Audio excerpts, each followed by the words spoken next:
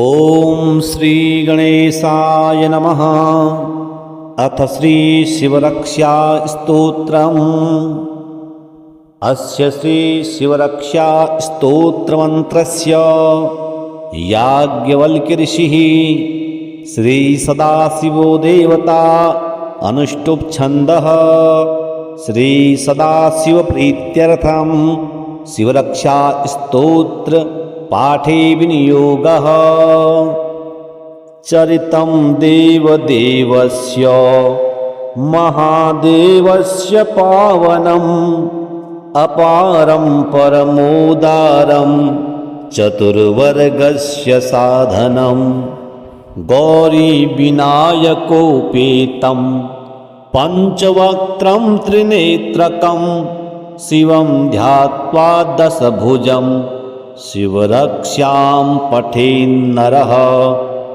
गंगाधरः शिरः पातु भालम् अर्धेन्दुशेखरः नयने मदनध्वंसी कर्णो सर्पविभूषणः।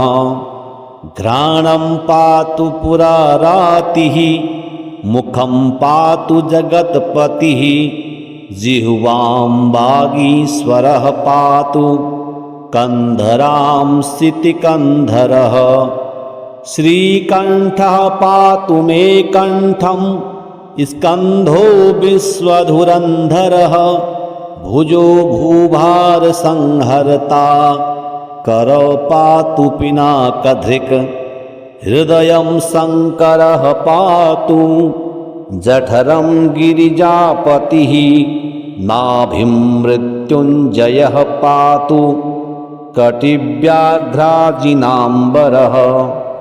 शक्तिनी पातु दीनार्तौ शरणागतवत्सलः उरुमहेश्वरः पातु जानुनी जगदीश्वरः। जङ्घे पातु जगत्कर्ता गुल्फौ पातु गणाधिपः। चरणौ करुणासिन्धुः सर्वाङ्गानि सदाशिवः। एतां शिवबलोपेतां रक्ष्यां यः सुकृती पठेत् स भुक्त्वा सकलान् कामान् शिवसायुज्यमाप्नुयात्। ग्रहभूतपिशाचाद्यास्त्रैलोक्ये विचरन्ति ये दूरादासु पलायन्ते शिवनामाभिरक्षणात्। अभयङ्करनामेदं कवचं पार्वतीपतेः भक्त्या बिभर्ति यः कण्ठे तस्य वश्यं जगत्त्रयम्। इमां नारायणः स्वप्ने शिवरक्ष्यां यथा दिशत् प्रातरुत्थाय योगीन्द्रो याज्ञवल्क्यः तथा लिखत्। अस्य श्री शिवरक्षा स्तोत्रमन्त्रस्य याज्ञवल्क्य ऋषिः श्री सदाशिवो देवता अनुष्टुप् छन्दः श्री सदाशिव प्रीत्यर्थं शिवरक्षा स्तोत्र पाठे विनियोगः। चरितं देवदेवस्य महादेवस्य पावनम् अपारं परमोदारं चतुर्वर्गस्य साधनं गौरीविनायकोपेतं पञ्चवक्त्रं त्रिनेत्रकं शिवं ध्यात्वा दशभुजं शिवरक्षां पठेन्नरः। गंगाधरः शिरः पातु भालम् अर्धेन्दुशेखरः नयने मदनध्वंसी कर्णो सर्पविभूषणः। घ्राणं पातु पुरारातिः मुखं पातु जगत्पतिः जिह्वां वागीश्वरः पातु कन्धरां सितिकन्धरः। श्रीकण्ठः पातु मे कण्ठं स्कन्धो विश्वधुरन्धरः भुजो भूभारसंहर्ता करौ पातु पिनाकधृक् हृदयं शङ्करः पातु जठरं गिरिजापतिः नाभिं मृत्युञ्जयः पातु कटिव्याघ्राजिनाम्बरः शक्तिनी पातु दीनार्तो शरणागतवत्सलः उरुमहेश्वरः पातु जानुनी जगदीश्वरः जङ्घे पातु जगत्कर्ता गुल्फौ पातु गणाधिपः चरणो करुणासिन्धुः सर्वाङ्गानि सदाशिवः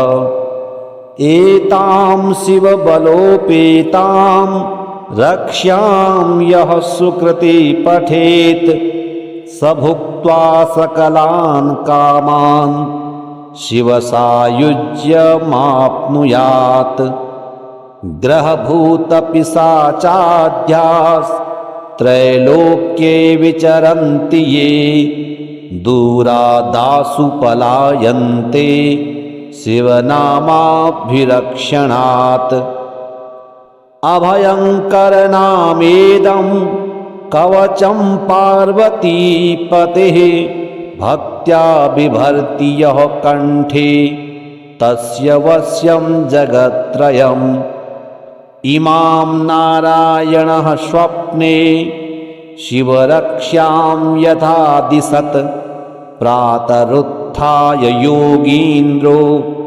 याज्ञवल्क्यः तथा लिखत् चरितं देवदेवस्य महादेवस्य पावनम् अपारं परमोदारं चतुर्वर्गस्य साधनं गौरीविनायकोपेतं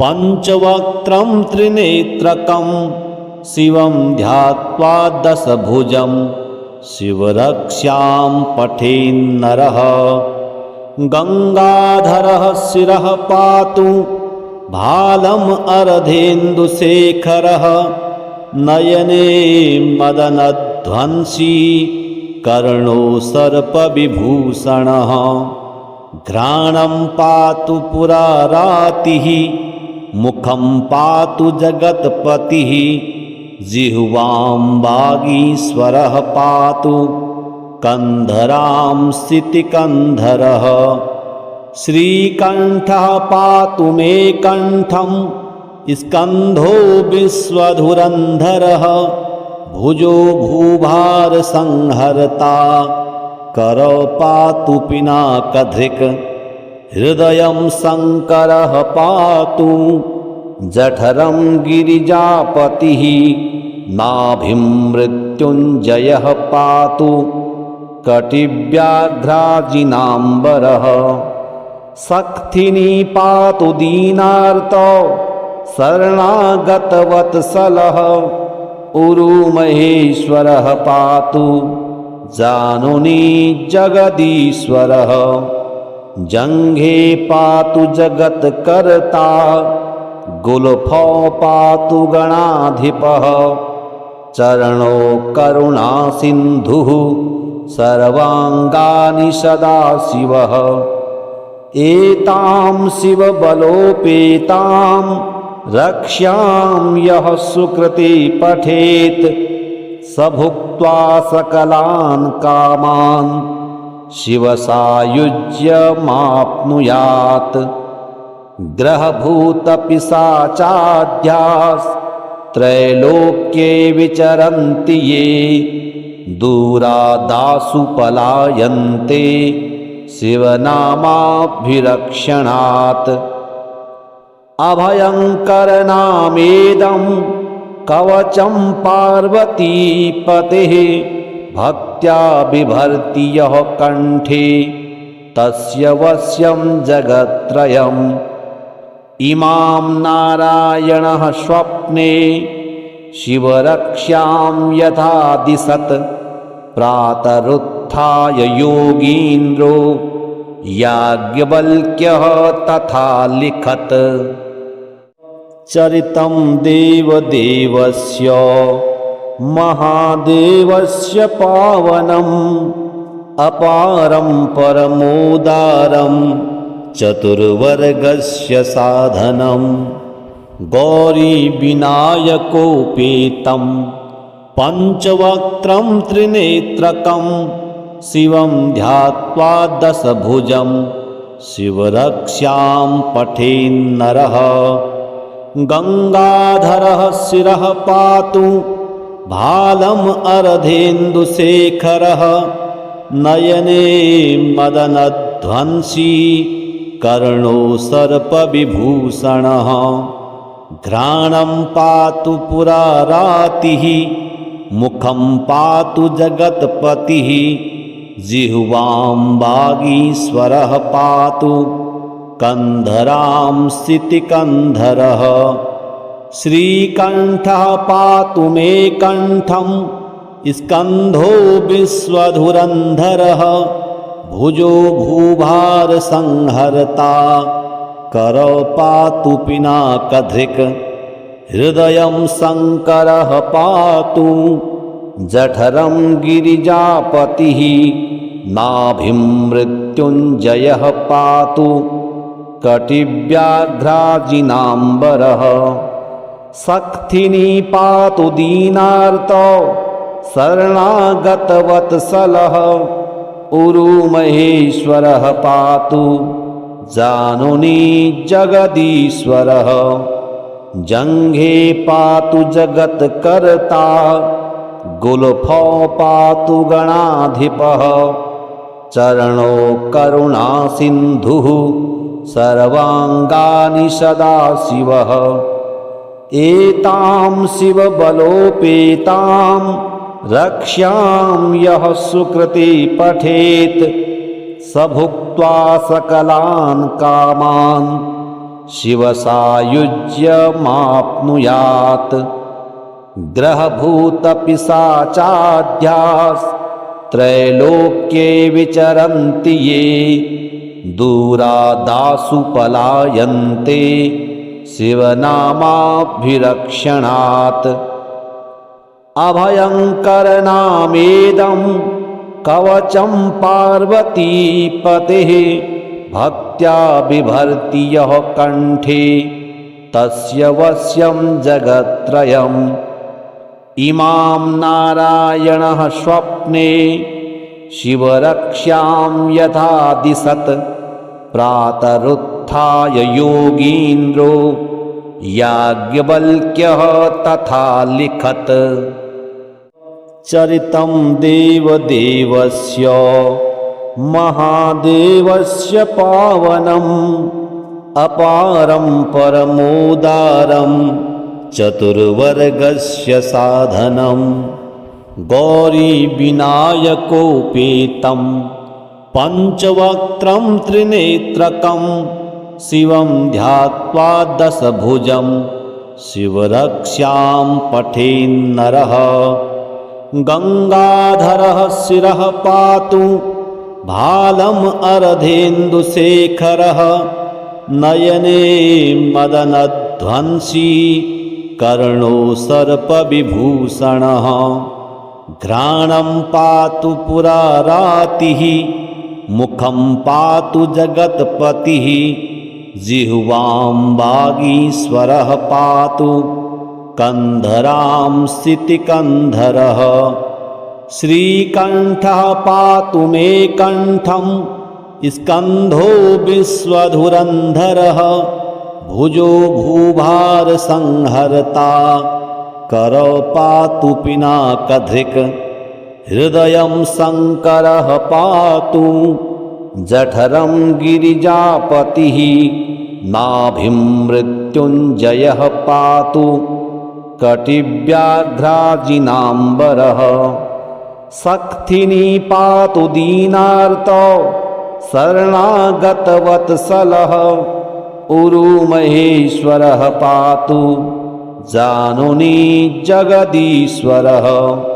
जङ्घे पातु जगत्कर्ता गुल्फौ पातु गणाधिपः चरणौ करुणासिन्धुः सर्वाङ्गानि सदाशिवः एतां शिवबलोपेतां रक्ष्यां यः सुकृती पठेत् स भुक्त्वा सकलान् कामान् शिवसायुज्यमाप्नुयात् ग्रहभूतपिशाचाद्यास्त्रैलोक्ये विचरन्ति ये दूरादासु पलायन्ते शिवनामाभिरक्षणात् अभयङ्करनामेदं कवचं पार्वतीपतेः भक्त्या बिभर्ति यः कण्ठे तस्य वश्यं जगत्त्रयम् इमां नारायणः स्वप्ने शिवरक्ष्यां यथा दिशत् प्रातरुत्थाय योगीन्द्रो याज्ञवल्क्यः तथा लिखत् चरितं देवदेवस्य महादेवस्य पावनम् अपारं परमोदारं चतुर्वर्गस्य साधनं गौरीविनायकोपेतं पञ्चवक्त्रं त्रिनेत्रकं शिवं ध्यात्वा दशभुजं शिवरक्ष्यां पठेन्नरः गङ्गाधरः शिरः पातु भालम् अर्धेन्दुशेखरः नयने मदनध्वंसी कर्णो सर्पविभूषणः घ्राणं पातु पुरारातिः मुखं पातु जगत्पतिः जिह्वां वागीश्वरः पातु कन्धरां सितिकन्धरः श्रीकण्ठः पातु मे कण्ठं स्कन्धो विश्वधुरन्धरः भुजो भूभारसंहर्ता करौ पातु पिनाकधृक् हृदयं शङ्करः पातु जठरं गिरिजापतिः नाभिं मृत्युञ्जयः पातु कटिव्याघ्राजिनाम्बरः शक्तिनी पातु दीनार्तौ शरणागतवत्सलः उरुमहेश्वरः पातु जानुनी जगदीश्वरः जङ्घे पातु जगत्कर्ता गुल्फौ पातु गणाधिपः चरणौ करुणासिन्धुः सर्वाङ्गानि सदाशिवः एतां शिवबलोपेतां रक्ष्यां यः सुकृती पठेत् स भुक्त्वा सकलान् कामान् शिवसायुज्यमाप्नुयात् ग्रहभूतपिशाचाद्यास्त्रैलोक्ये विचरन्ति ये दूरादासु पलायन्ते शिवनामाभिरक्षणात् अभयङ्करनामेदं कवचं पार्वतीपतेः भक्त्या बिभर्ति यः कण्ठे तस्य वश्यं जगत्त्रयम् इमां नारायणः स्वप्ने शिवरक्ष्यां यथा दिशत् प्रातरुत्थाय योगीन्द्रो याज्ञवल्क्यः तथा लिखत् चरितं देवदेवस्य महादेवस्य पावनम् अपारं परमोदारं चतुर्वर्गस्य साधनं गौरीविनायकोपेतं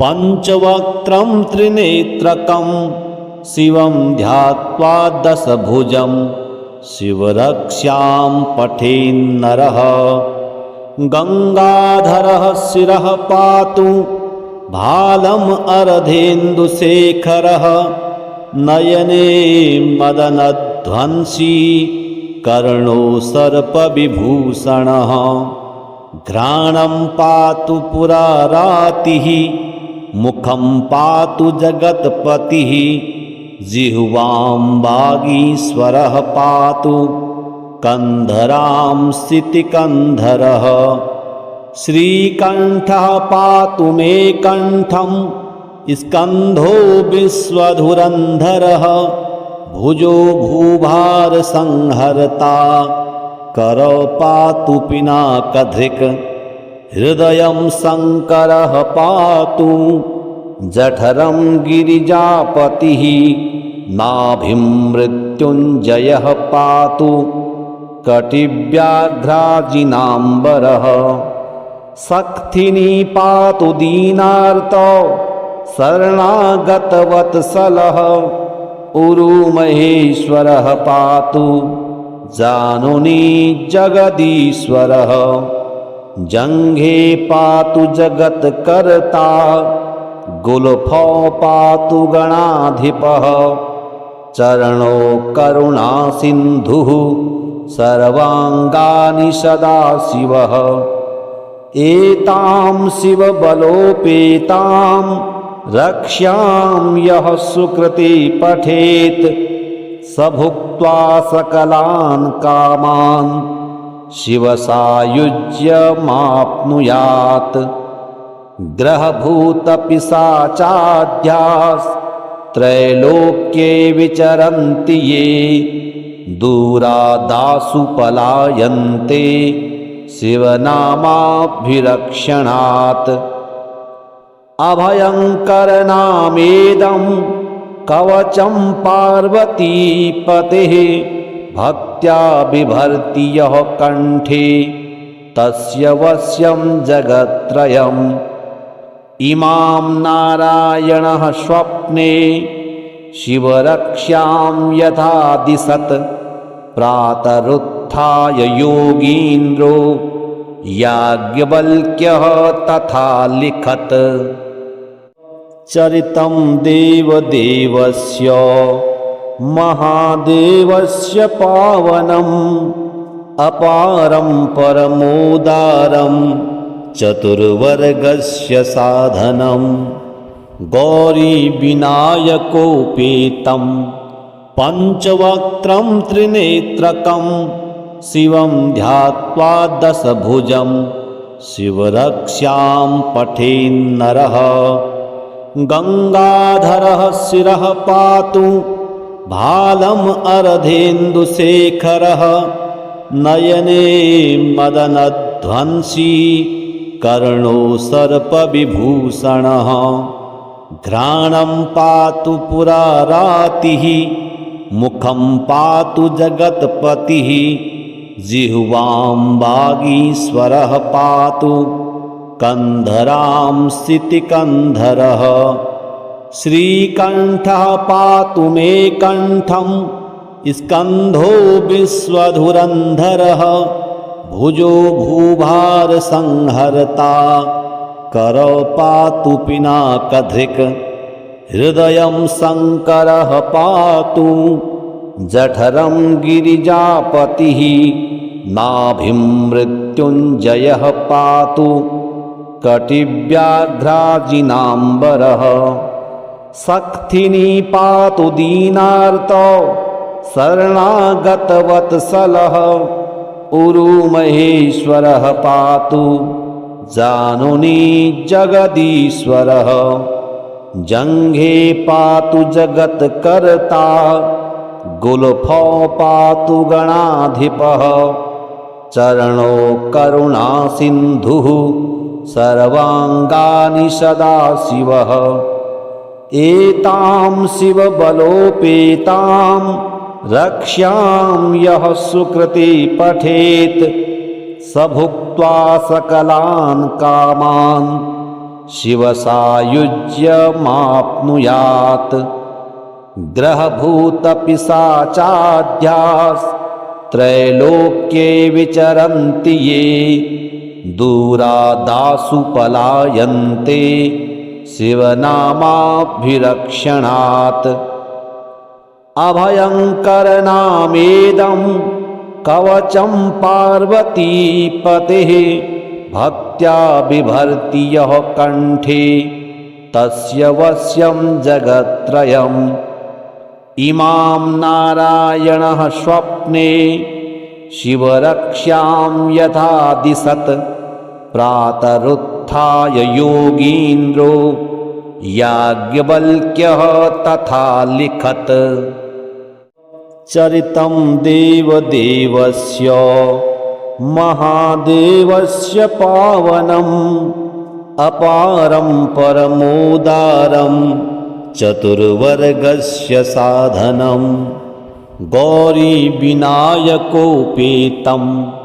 पञ्चवक्त्रं त्रिनेत्रकं शिवं ध्यात्वा दशभुजं शिवरक्ष्यां पठेन्नरः गङ्गाधरः शिरः पातु भालम् अर्धेन्दुशेखरः नयने मदनध्वंसी कर्णो सर्पविभूषणः घ्राणं पातु पुरारातिः मुखं पातु जगत्पतिः जिह्वां वागीश्वरः पातु कन्धरां सितिकन्धरः श्रीकण्ठः पातु मे कण्ठं स्कन्धो विश्वधुरन्धरः भुजो भूभारसंहर्ता करौ पातु पिनाकधृक् हृदयं शङ्करः पातु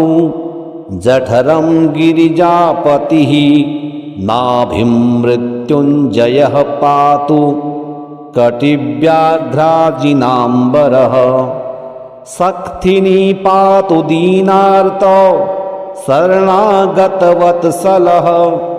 उरुमहेश्वरः पातु जानुनी जगदीश्वरः जङ्घे पातु जगत्कर्ता गुल्फौ पातु गणाधिपः चरणो करुणासिन्धुः सर्वाङ्गानि सदाशिवः एतां शिवबलोपेतां रक्ष्यां यः सुकृते पठेत् स भुक्त्वा सकलान् कामान् शिवसायुज्यमाप्नुयात् ग्रहभूतपिशाचाढ्यास्त्रैलोक्ये विचरन्ति ये दूरादासु पलायन्ते शिवनामाभिरक्षणात् अभयङ्करनामेदं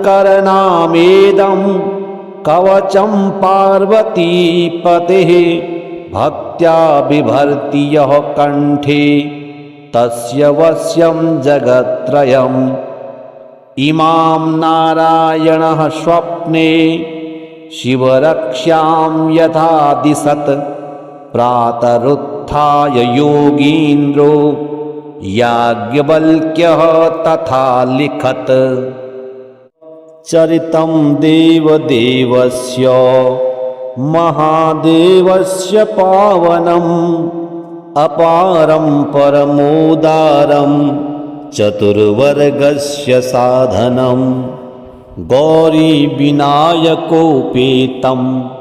पञ्चवक्त्रं त्रिनेत्रकं शिवं ध्यात्वा दशभुजं शिवरक्ष्यां पठेन्नरः गङ्गाधरः शिरः पातु भालम् अर्धेन्दुशेखरः नयने मदनध्वंसी कर्णो सर्पविभूषणः घ्राणं पातु पुरारातिः मुखं पातु जगत्पतिः जिह्वां वागीश्वरः पातु कन्धरां सितिकन्धरः श्रीकण्ठः पातु मे कण्ठं स्कन्धो विश्वधुरन्धरः भुजो भूभारसंहर्ता करौ पातु पिनाकधृक् हृदयं शङ्करः पातु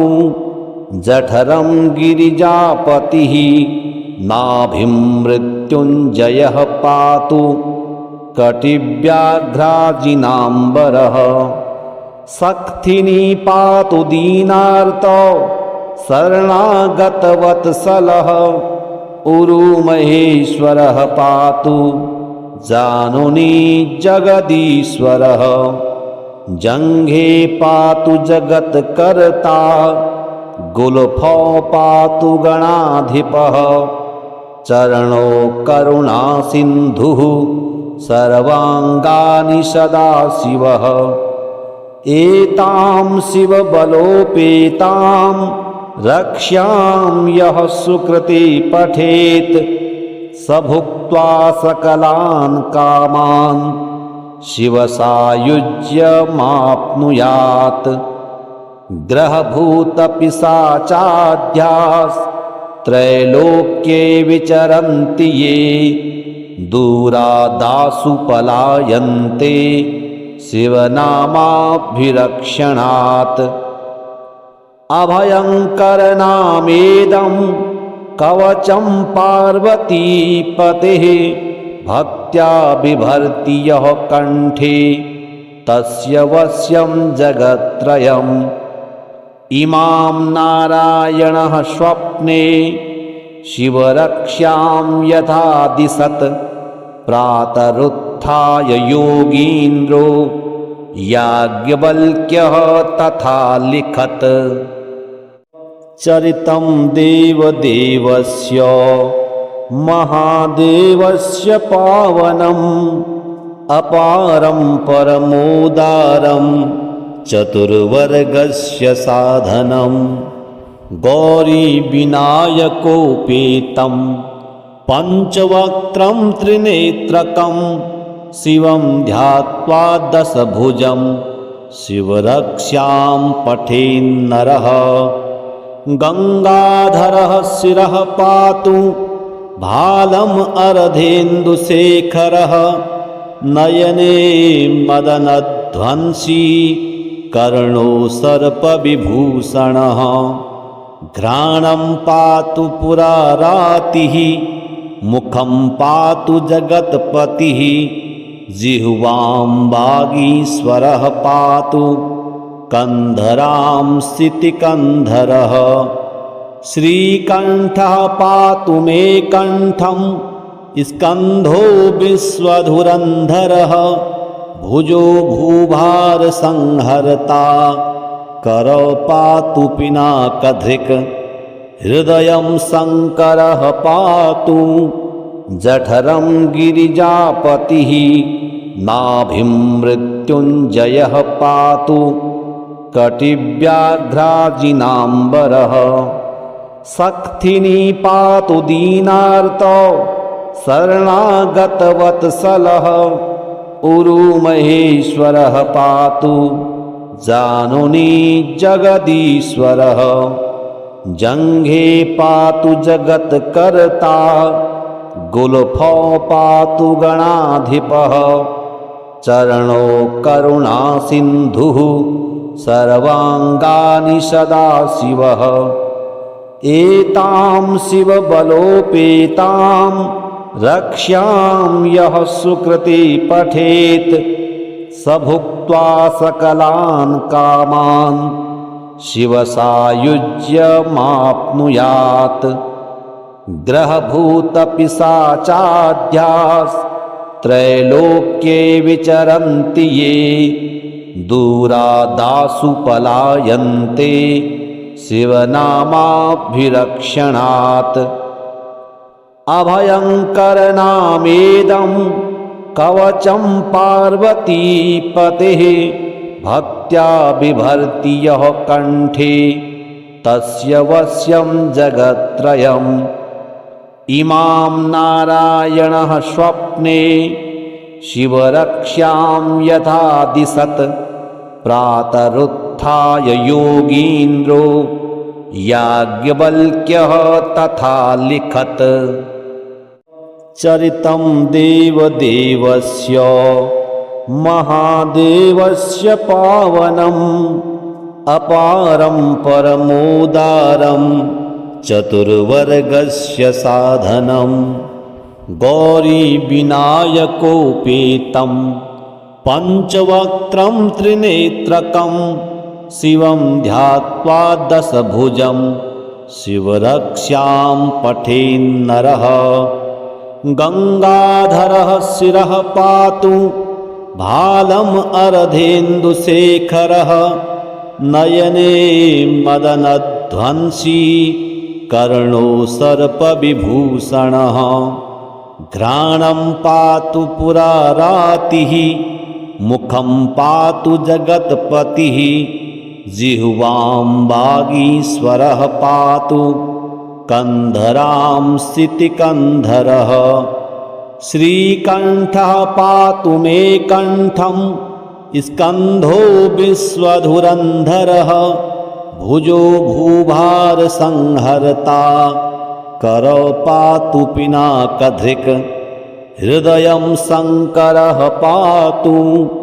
जठरं गिरिजापतिः नाभिं मृत्युञ्जयः पातु कटिव्याघ्राजिनाम्बरः शक्तिनी पातु दीनार्तो शरणागतवत्सलः उरुमहेश्वरः पातु जानुनी जगदीश्वरः जङ्घे पातु जगत्कर्ता गुल्फौ पातु गणाधिपः चरणो करुणासिन्धुः सर्वाङ्गानि सदाशिवः एतां शिवबलोपेतां रक्ष्यां यः सुकृती पठेत् स भुक्त्वा सकलान् कामान् शिवसायुज्यमाप्नुयात् ग्रहभूतपिशाचाढ्यास्त्रैलोक्ये विचरन्ति ये दूरादासु पलायन्ते शिवनामाभिरक्षणात् अभयङ्करनामेदं कवचं पार्वतीपतेः भक्त्या बिभर्ति यः कण्ठे तस्य वश्यं जगत्त्रयम् इमां नारायणः स्वप्ने शिवरक्ष्यां यथा दिशत् प्रातरुत्थाय योगीन्द्रो याज्ञवल्क्यः तथा लिखत् चरितं देवदेवस्य महादेवस्य पावनम् अपारं परमोदारं चतुर्वर्गस्य साधनं गौरीविनायकोपेतं पञ्चवक्त्रं त्रिनेत्रकं शिवं ध्यात्वा दशभुजं शिवरक्ष्यां पठेन्नरः गङ्गाधरः शिरः पातु भालम् अर्धेन्दुशेखरः नयने मदनध्वंसी कर्णो सर्पविभूषणः घ्राणं पातु पुरारातिः मुखं पातु जगत्पतिः जिह्वां वागीश्वरः पातु कन्धरां सितिकन्धरः श्रीकण्ठः पातु मे कण्ठं स्कन्धो विश्वधुरन्धरः भुजो भूभारसंहर्ता करौ पातु पिनाकधृक् हृदयं शङ्करः पातु जठरं गिरिजापतिः नाभिं मृत्युञ्जयः पातु कटिव्याघ्राजिनाम्बरः शक्तिनी पातु दीनार्तो शरणागतवत्सलः उरुमहेश्वरः पातु जानुनी जगदीश्वरः जङ्घे पातु जगत्कर्ता गुल्फौ पातु गणाधिपः चरणो करुणासिन्धुः सर्वाङ्गानि सदाशिवः एतां शिवबलोपेतां रक्ष्यां यः सुकृति पठेत् स भुक्त्वा सकलान् कामान् शिवसायुज्यमाप्नुयात्। ग्रहभूतपिशाचाद्यास्त्रैलोक्ये विचरन्ति ये दूरादासु पलायन्ते शिवनामाभिरक्षणात्। अभयङ्करनामेदं कवचं पार्वतीपतेः भक्त्या बिभर्ति यः कण्ठे तस्य वश्यं जगत्त्रयम्। इमां नारायणः स्वप्ने शिवरक्ष्यां यथा दिशत् प्रातरुत्थाय योगीन्द्रो याज्ञवल्क्यः तथा लिखत्। चरितं देवदेवस्य महादेवस्य पावनम् अपारं परमोदारं चतुर्वर्गस्य साधनं। गौरीविनायकोपेतं पञ्चवक्त्रं त्रिनेत्रकं शिवं ध्यात्वा दशभुजं शिवरक्ष्यां पठेन्नरः। गङ्गाधरः शिरः पातु भालम् अर्धेन्दुशेखरः नयने मदनध्वंसी कर्णो सर्पविभूषणः। घ्राणं पातु पुरारातिः मुखं पातु जगत्पतिः जिह्वां वागीश्वरः पातु कन्धरां सितिकन्धरः। श्रीकण्ठः पातु मे कण्ठं स्कन्धो विश्वधुरन्धरः भुजो भूभारसंहर्ता करौ पातु पिनाकधृक्। हृदयं शङ्करः पातु जठरं गिरिजापतिः नाभिं मृत्युञ्जयः पातु कटिव्याघ्राजिनाम्बरः। शक्तिनी पातु दीनार्तो शरणागतवत्सलः उरुमहेश्वरः पातु जानुनी जगदीश्वरः।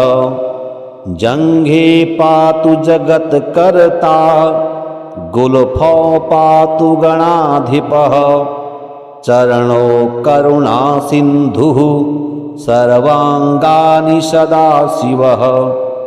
एतां शिवबलोपेतां रक्ष्यां यः सुकृति पठेत् स भुक्त्वा सकलान् कामान् शिवसायुज्यमाप्नुयात्। ग्रहभूतपिशाचाद्यास्त्रैलोक्ये विचरन्ति ये दूरादासु पलायन्ते शिवनामाभिरक्षणात्। अभयङ्करनामेदं कवचं पार्वतीपतेः भक्त्या बिभर्ति यः कण्ठे तस्य वश्यं जगत्त्रयम्। इमां नारायणः स्वप्ने शिवरक्ष्यां यथा दिशत् प्रातरुत्थाय योगीन्द्रो याज्ञवल्क्यः तथा लिखत्।